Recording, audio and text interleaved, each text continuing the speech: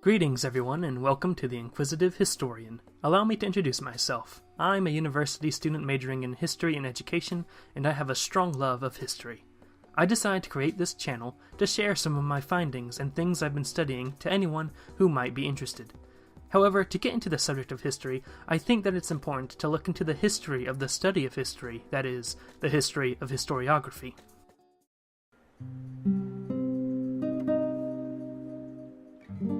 Historiography is, fundamentally, the way history is studied.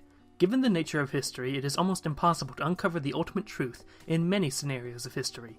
In order to find out what might be the closest conclusion to the truth, there are different philosophies regarding historiography, with different points of view over how history should be studied, and especially how history should be interpreted. Interpretations of history usually involve the weighing of cause and effects, as well as correlations and lessons learned from history to apply to the modern world. Some ideas that come into play with historiographical philosophies are ideas like historicism and historical agents, and methods of studying history can include microhistory and great man history.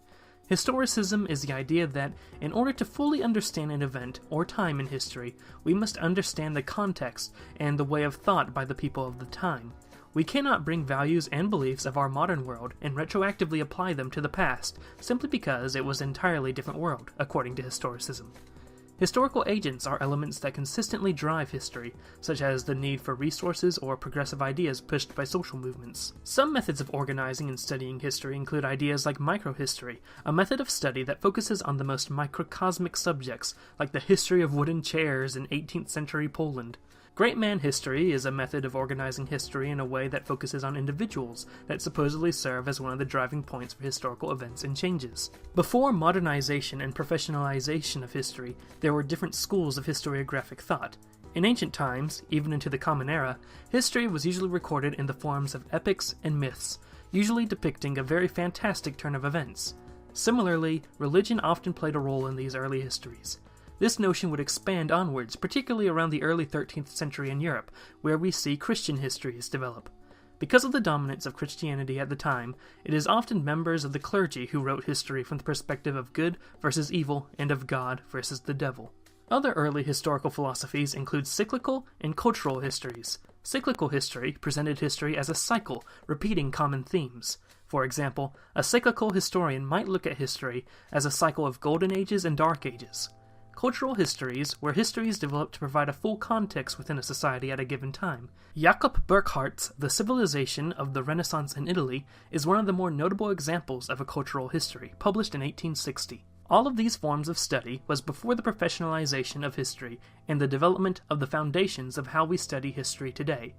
As a result, many of these pre-professional histories on their own are troublesomely flawed. However, it was the Greek historian Herodotus who brought a sort of methodology to the table when it came to composing history, and would become key in modern historiography, even if it was a methodology lost soon after his time.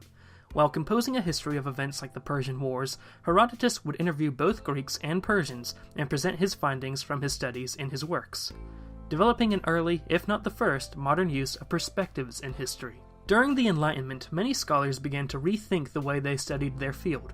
Empiricism became one of the leading schools of thought, empiricism being the idea that observable evidence is key in understanding phenomena. German historian Leopold von Ranke took this idea of empiricism and applied it to the study of history towards the end of the innovative period of the Enlightenment. Ranke conducted his study of history by thoroughly using sources, including sources that would be classified as primary sources and secondary sources. Von Ranke used what could be called the historical method by looking at numerous sources and corroborating them, that is, seeing what the sources had in common. In order to do this, von Ranke sourced material, thinking about where the source came from, like its author and location, when it was made, and what purpose the source was written for. It was through sourcing that von Ranke could try to pinpoint any biases the sources had. After sourcing and corroborating different sources, von Ranke would synthesize his findings into his conclusion and works. This historical method would become the very foundations of studying history that we use today. With the use of the historical method, the study of history became more recognized as a science and profession rather than an art as it was considered previously. Von Ranke's main rival was George Hegel, who based much of his thought on the foundations of historicism, the idea that the past is another world that we cannot apply modern beliefs to in regarding our interpretations. Hegel also believed that history was in a sort of path of progress in the improvement of freedom. Hegel is closely tied to the thesis, antithesis, and synthesis theory, which held the following thought. In one status quo, the thesis, there will always be issues that the people will rise to counteract, an antithesis. However, in the end, it will be the best parts from both the thesis and the antithesis that will win out, and a synthesis will be created as the new status quo. That synthesis is then the new thesis, and the process carries on and on. Out of the post-Ranke world, many new historical philosophies formed. In the 20th century, French historians developed what would be known as the Annales school, a school of thought on history that held beliefs along the lines that historians needed a total context in order to understand history, in the sense that one needed to understand the social context, regional context, cultural context, and so on. This school of thought became dominant in Europe at the time. Out of Hegel's idealism, Marxist historiography developed. Marxist history looked at the thesis, antithesis, and synthesis school of thought especially, and explained that a global communist society was the ultimate synthesis and where history would inevitably come to. In the United States, progressive history was popular with significant historians like Charles Beard leading the movement.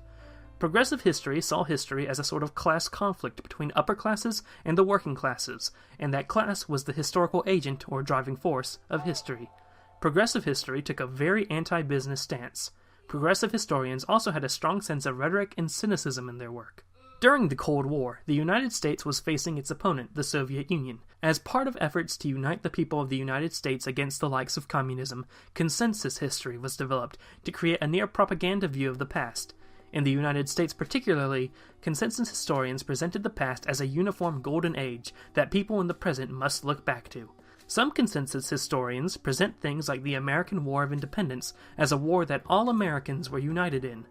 A consensus historian today would look at the 1950s as an example of a time period of strong, respectable values, and simply a brighter, more unified time, while, in contrast, a progressive historian or New Left historian would look at the 1950s and look down upon it as a time of racial segregation and the enforcement of traditional values through suppressing new trends. Consensus history also formed out of the rejection of progressive history's anti-business philosophy. As the 1960s came around, more and more anti-consensus history schools of thought arose in the form of New Left history. As the Soviet Union became more and more disagreeable to many Marxist historians instead transitioned to schools of thought like progressive history, but also using their own influences to create this New Left history. New Left history took a much more social approach to history, developing historical methodologies in the form of race history, gender and women's history, as well as the history of social movements. The historical method is the most important key to studying history. Leaving one's biases at the door in order to identify the biases of others, in order to try to find the closest reality to the truth, is a difficult process that many cannot do well enough to properly study history. For some, finding their historical philosophy is difficult as well, especially given the strengths and weaknesses each philosophy holds. In order to develop ourselves as historians, it is important to keep doing research and to strive to be the best historians that we can be.